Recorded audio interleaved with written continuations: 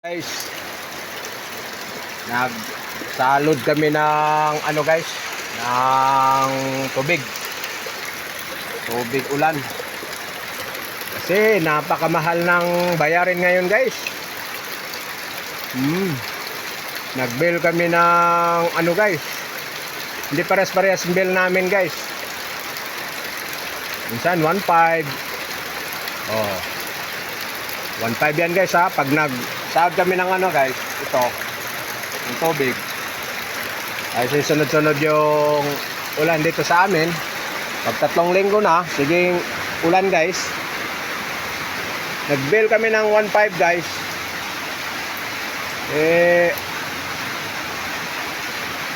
Noong sunod-sunod kami nag-ipon ng tubig guys, ginagawa namin itong pang sa CR, pang class, panglaba. Minsan pinapaligo ko nga guys. Nakatipid kami guys. Ang bill na lang namin guys, nasa 500. Pero man yan guys, 1.5 yung bill namin nung nagsahod-sahod kami ng ulan guys. Pinaorder namin ng ulan, nagsahod kami ng ulan, tubig ulan. Nawala yung 1,000 guys. Nawala yung 1,000.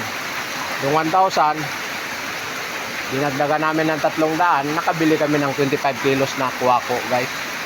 Yung bigas. Kabili. Malaking bagay talaga guys. Kailangan ma-diskarte ka. Hindi pwede yung hindi ka ma-diskarte. Pero masayang naman yung 1,000 na sayang yung 1,000 na babayaran mo. Yung naka 25 kilos ka na bigas. Yun ang importante guys. Tulad nito, puno na naman yun guys. Puno na ito. Dadalhin ko na ito sa CR namin guys.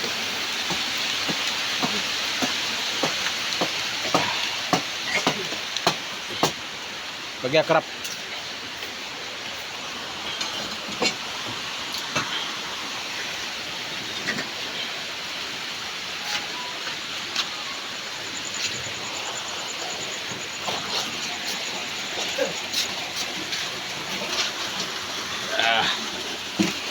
Linagay guys. Yun. Ano na guys. Wala nang paglagyan guys. Okay, tipid na tayo sa sa bayaran ng tubig. Yun ang importante guys, kailangan madiskarte ka. Naka-stack na tayo.